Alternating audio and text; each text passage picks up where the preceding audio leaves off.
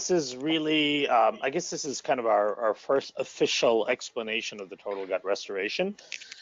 This is going to be our flagship system that we talk to everybody about.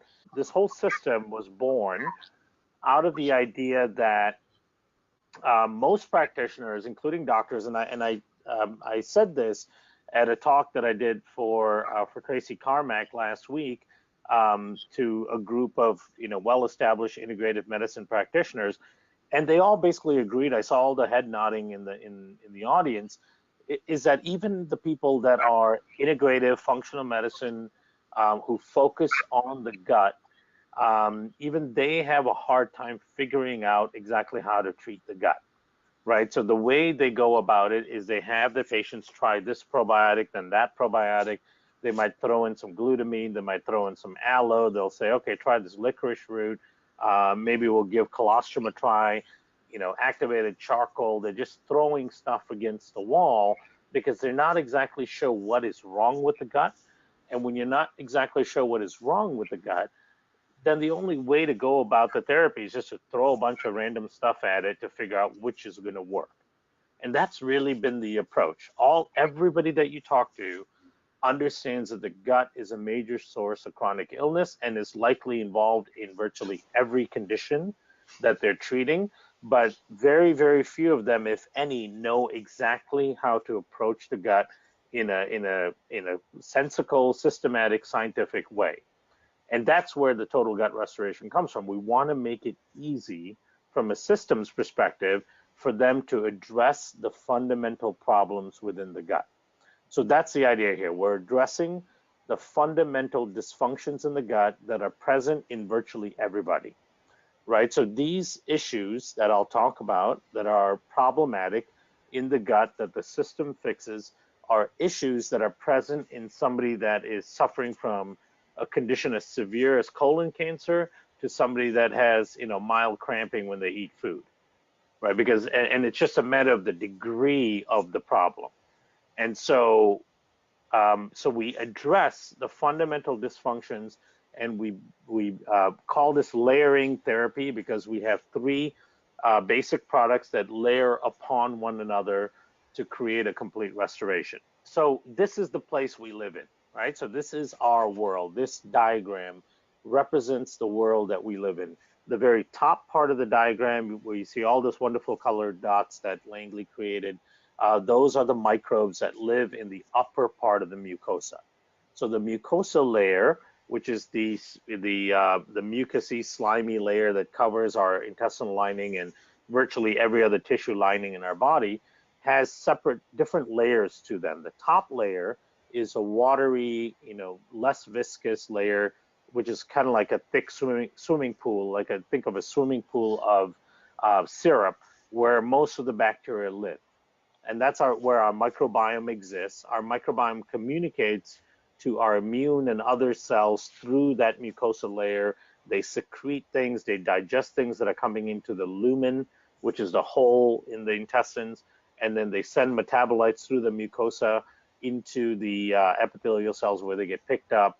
They send communicative messages to our intestinal epithelium, to our immune cells, and so on. So all of this is happening through the mucosa. The bottom part of the mucosa, which is represented by a darker blue, that's an area called mucin 2. That area is supposed to be thick, it's supposed to be dense, it's supposed to be hard to permeate, especially for things like bacteria, viruses, toxin, food particles, and so on. Now, and then of course the last part, the cell line, that's the intestinal epithelial cell line. So as you know, in between the cells, the spaces, they're called tight junctions. In people with leaky gut and people with any sort of health dysfunction, their tight junctions aren't functioning either. So if you look on the right-hand side, in a leaky gut scenario or dysfunctional gut scenario, the first part is a dysbiotic microbiota, right? And that means that you have a dysfunctional balance of good and bad bacteria. It also means that there's likely an issue with lack of diversity. And then there's also an issue of too many prominent potentially pathogenic organisms or pathogenic organisms, right? So you've got this population disarray. So in your population of your microbiome, you've got low diversity, you've got too many pathogenic organisms, and you've got an imbalance of what we would consider to be good and bad bacteria. Now, the thing is, this kind of stuff is really hard to test for with stool samples and so on. So it's better and actually more scientifically validated to assume that virtually everybody that's going into a health practitioner for some sort of health help has this dysfunction. They have low diversity, they have dysbiosis and imbalance of good and bad bacteria, and they likely have an overabundance of pathogenic organisms. Those are fundamental issues. Now, why can we say with such great confidence that virtually everybody has this? Well, because the environment in which we live in causes those dysfunctions. So everybody in the US has been on an antibiotic at some point. So a single dose of antibiotics can perturb your gut in a real major way for over 2 years. All right, we've all consumed glyphosate. We know glyphosate has a significant impact in causing perturbations in the microbiota. We've all eaten foods with preservatives and antimicrobials in it. We've all been exposed to environmental toxins. We've all been exposed to mycotoxins. We've all had a Coca-Cola at some point. We've all had junk food. All of these things have a significant impact on the population of bacteria, and repeated exposure to these things can have a long-term, almost permanent effect on the microbiota. So that's the first part. Now, when your microbiota is dysfunctional, that means the products that they produce are also dysfunctional. The main ones to think about are short-chain fatty acids. That's acetate, propionate, and butyrate. Okay, so the short-chain fatty acid production becomes dysfunctional. When you have a microbiota that's not producing adequate short-chain fatty acids, it leads to a whole host of other issues. So that's one of the fundamental issues. The other thing is other metabolites that are produced by the microbiota. For example, basic nutrients like your vitamins, methylated vitamins and that. Even things like urolithins. So urolithin, if you're not familiar with how to spell that, that's UROLITHINS.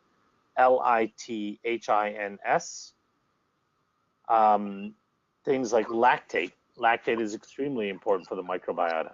So those are some basic metabolites that we look at. Secretory IgA, which is really an important protective immunoglobulin, but the vast majority of secretory IgA production is stimulated by the microbiota.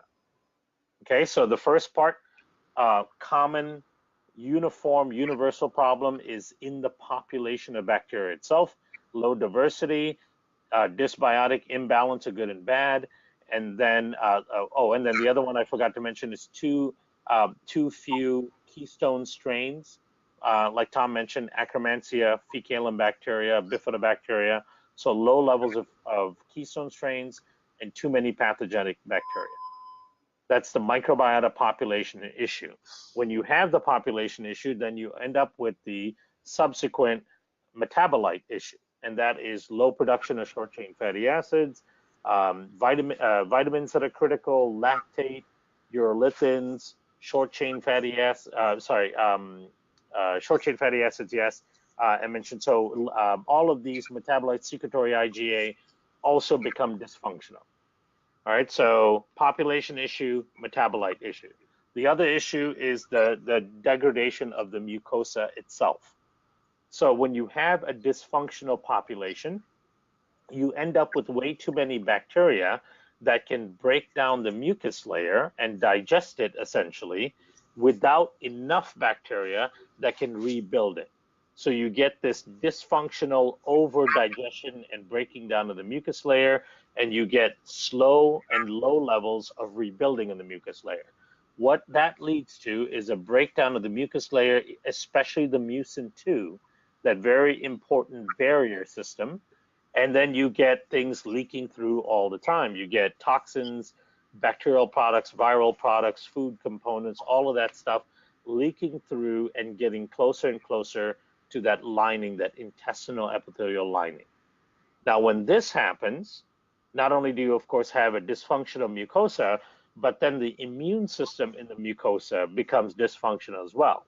Because the immune system in the mucosa, their job is to sample things that are coming into the body as food and otherwise, through drinks, through inadvertent swallowing of contaminants and so on, and sample those things and figure out what's bad, what's good, what we should build a tolerance towards, and so on. So that is actively going on in a healthy mucosa. When you start breaking down the mucosa and you get a flooding of the system with toxins and bacteria and viruses and all that, the immune system in the mucosa becomes dysfunctional as well. And what happens is it starts recruiting a lot of inflammatory cells, inflammatory innate cells like dendritic cells, macrophages, and the mucosal system is always under a system of inflammation. So they're in a constant state of inflammation. It's reacting in an inflammatory way to everything it's seeing, even things like milk, protein, gluten, corn, all these kind of normal food components. It starts reacting to everything in an inflammatory way. That's what leads to all of these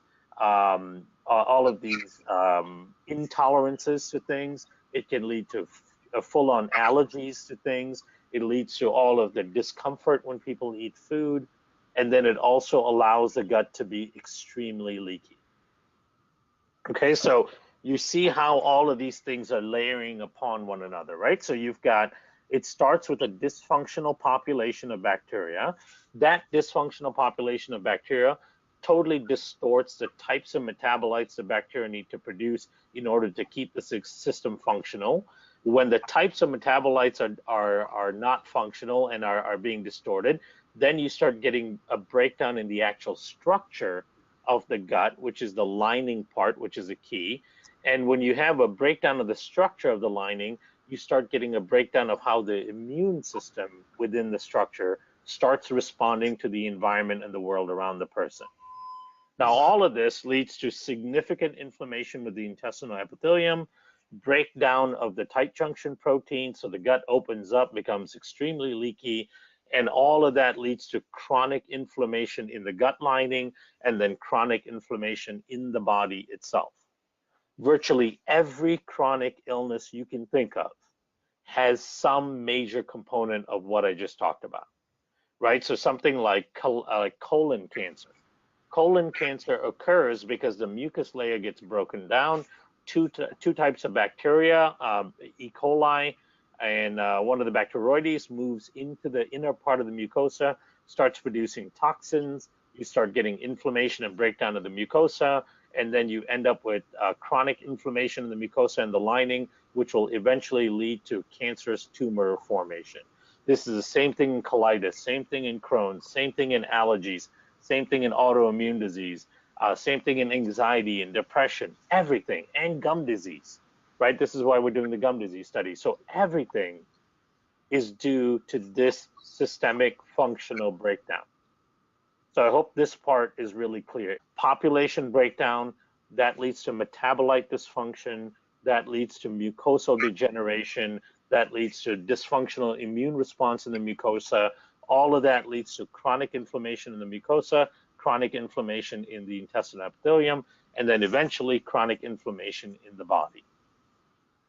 So that's where we live. That's why this diagram is so important, right? So the way we thought about it is, how do we fix those particular things that are going on so that we can restore not only the population of bacteria, but also the metabolites that they're producing, also the mucus layer, and then eventually the intestinal epithelium, and then allow all those things to function the way they're supposed to function. So this is where total gut restoration comes from. We didn't just throw a bunch of random together in products to call it a system. This is really thought out. This is something we really went after, understanding what I just explained to you as being the fundamental breakdown in the standard American gut.